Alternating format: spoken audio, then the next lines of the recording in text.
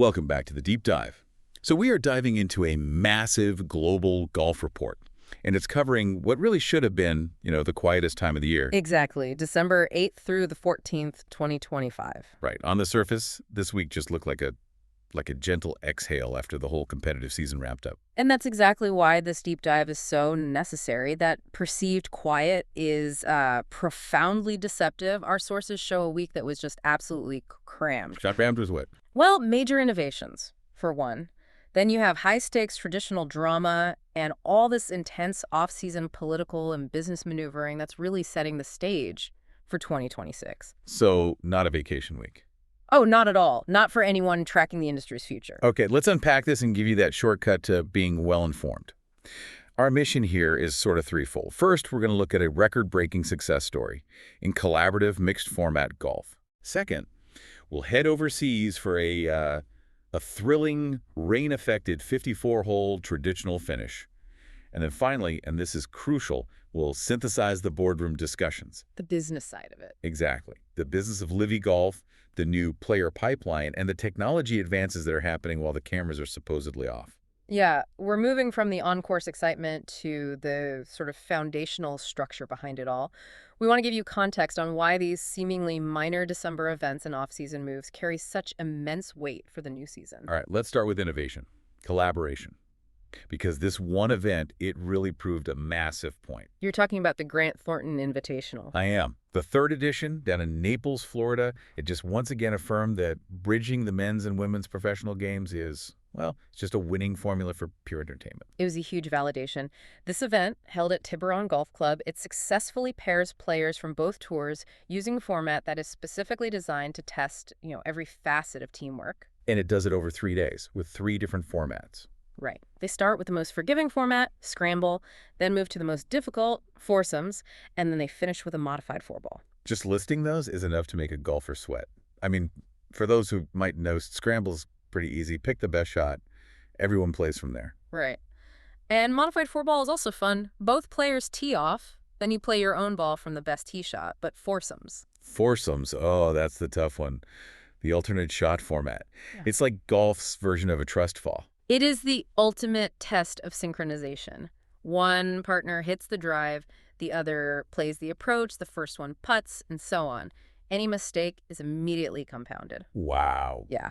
So to shoot a low score, you need perfect complementary skills and just zero psychological breakdown. This is why the winning score is so incredible. Okay, here's where it gets really interesting. This was a record-setting performance. Andrew Novak and Lauren Coughlin didn't just win. They dominated. A convincing 3-shot victory. At a stunning score of 28 under par. That's 188 strokes over 54 holes. 28 under. And think about it. Achieved across those 3 volatile formats. It's truly remarkable. It tells you they were dominant in scramble and 4-ball, but critically, they must have held it together or even excelled during that punishing foursomes round. So what was the secret sauce behind that synergy? Well, our sources point to just a perfect marriage of skills. Novak's primary contribution was his consistent, precise iron play. Right. He repeatedly put them in position, which is the most critical element in foursomes and modified 4-ball. It just minimizes stress. But the performance wasn't won until Coughlin got the putter in her hand. The putting. She was decisive, flawless under pressure, especially on Sunday. They were a machine. Novak sets it up, Coughlin converts. And the leaderboard was packed with big names. We saw Charley and Maverick McNealy finish second. Lexi Thompson and Wyndham were solo third at 24 under. Yeah, and Nelly, Korda and Denny McCarthy also shared second, but they lacked that clinical closing momentum that Novak and Coughlin had. They really maintained it. So what's the broader implication here? It's significant. The format proved its immense entertainment value yet again. This success, it just strengthens the arguments from fans and players alike that we need more elite mixed-gender events. It's a model that works. It validates a model that emphasizes collaboration and fun alongside high-level competition, which is clearly a massive driver for fan engagement. Okay, that's Florida. Now, let's transition from that team synergy to an intense, traditional, individual battle thousands of miles away. The DP World Tour. The Alfred Dunhill Championship. Right. This event at Royal Johannesburg Golf Club provides that crucial global reach. It's co-sanctioned by the DP World Tour and the Sunshine Tour. It's really the competitive engine for that region. But the drama here it was influenced by the weather, wasn't it? Heavily influenced, yeah. Persistent rain all week forced the officials to make a major decision. They shortened it. They did. Reduce the event to a 54-hole tournament. And anytime you do that, the stakes just rise immediately. Every shot gains magnified importance. There's no time to recover from a bad round. And that compressed environment set the stage for a really thrilling finish. A local triumph, no less. A South African victory on home soil. Jaden Shaper. He captured his maiden DP World Tour title, which is just a life-changing moment for him. But he had to fight tooth and nail for it. He went to a playoff. The tense playoff against fellow countryman Sean Norris. They both tied at 16 under par after regulation. Talk us through that. I mean, capturing a maiden title is tough enough. But in a sudden death playoff after a shortened event, that must have felt like a crucible. It requires nerves of steel. The source notes really highlight Shaper's composure, his precision on that first extra hole. Think about the pressure. You're playing for your first professional win in front of a home crowd. Your career trajectory is on the line. Exactly, on the single swing. He held it together, delivered when Norris faltered just slightly. And the significance for him, personally. It's huge. This win delivers a substantial boost to his official world golf ranking, which is the currency of the global game. So that opens doors. Big doors. Better chances for major championship exemptions. Entry into high-profile 2026 events. It changes his outlook from just surviving on the tour to thriving. You should also mention Eugenio Chacarra. He finished solo third at 15 under. He's a player who has been, steadily climbing. Exactly. And this circles back to the importance of the DP World Tour's global structure. These co-sanctioned events are vital. They give opportunities to regional players like Shaper, deliver those critical ranking points, and just underline the consistent, impressive depth of South African golf talent. They're the pathways. The essential pathways onto the global stage. Okay, we've dissected the results. Now let's pull back and move into the off-season business, the high-stakes political maneuvering. Because the drama was not just on the course this week. No, it wasn't. We have to talk about the constant drumbeat around Livy golf developments.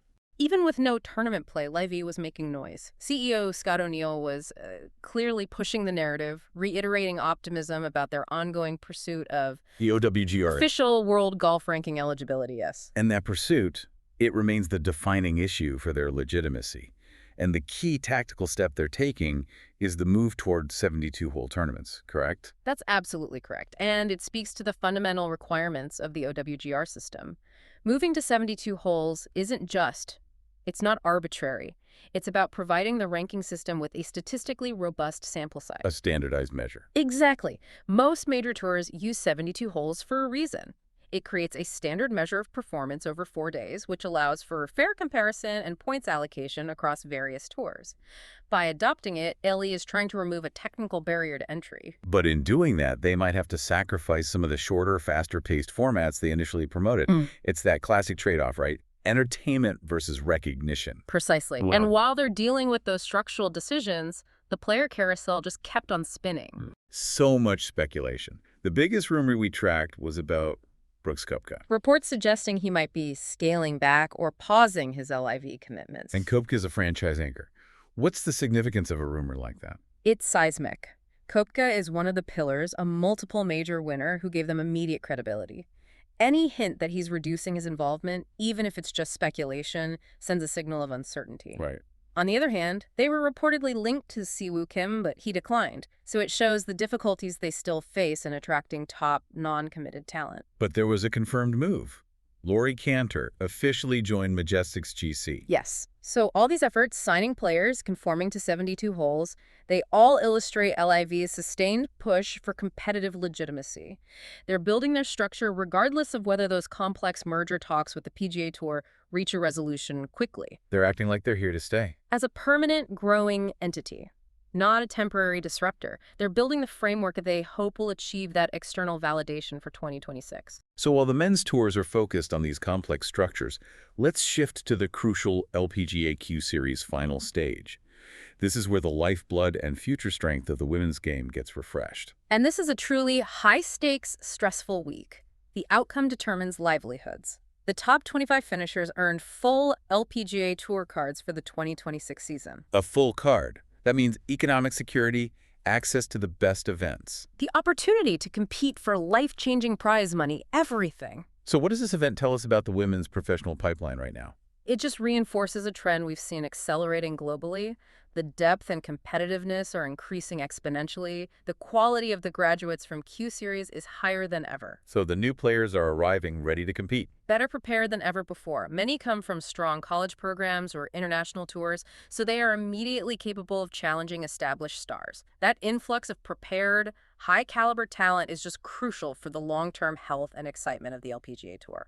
We also saw some non-competitive commercial activity that kind of points to where the industry is moving technologically. You're talking about fitting pros. Yeah, they launched a new data-driven club fitting directory. This is a nod to the serious amateur golfer.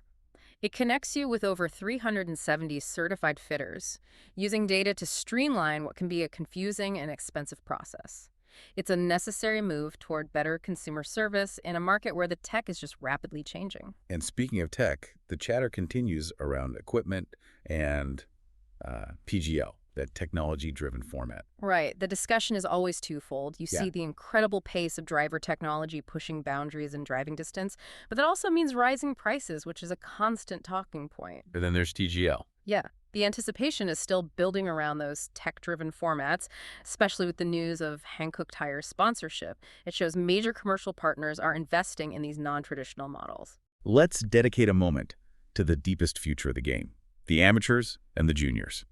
If you want to know who is dominating in 5 years, you have to look here first. That's where the raw talent is honed. We noted Theo Anderson claimed the championship division of the Winter Invitational at San Juan Oaks, finishing at 4 under. Nice. And Ein Kim won the prestigious Dixie Women's Amateur at Eagle Trace, which is an important fixture on the amateur calendar. And there was a special call-out for a rising junior star. Absolutely. Rising junior Preston Tollner.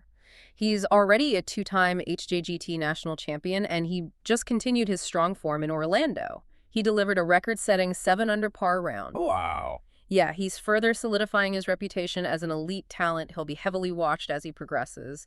These are the names you should really start tracking now. So, synthesizing all this, the mixed events, Shapers win, Yalvi's restructuring, the juniors. What was the core community debate during this supposedly quiet week? It centered almost entirely around the long-term structural integrity of elite golf. The discussions were relentlessly focused on OWGR access, major championship qualification rules, and whether the sport should pursue global alignment or, protect traditional models. So progress versus tradition. Starkly divided opinions. It's the tension between those who want a unified global system and those who fiercely defend the historical meritocracy of traditional tour play. And that tension was defined and amplified by the quiet business decisions made this week. That tension is palpable. So what do we look forward to next week, the final full week before the holidays? Well, the calendar lightens up, but all attention turns to the PNC Championship.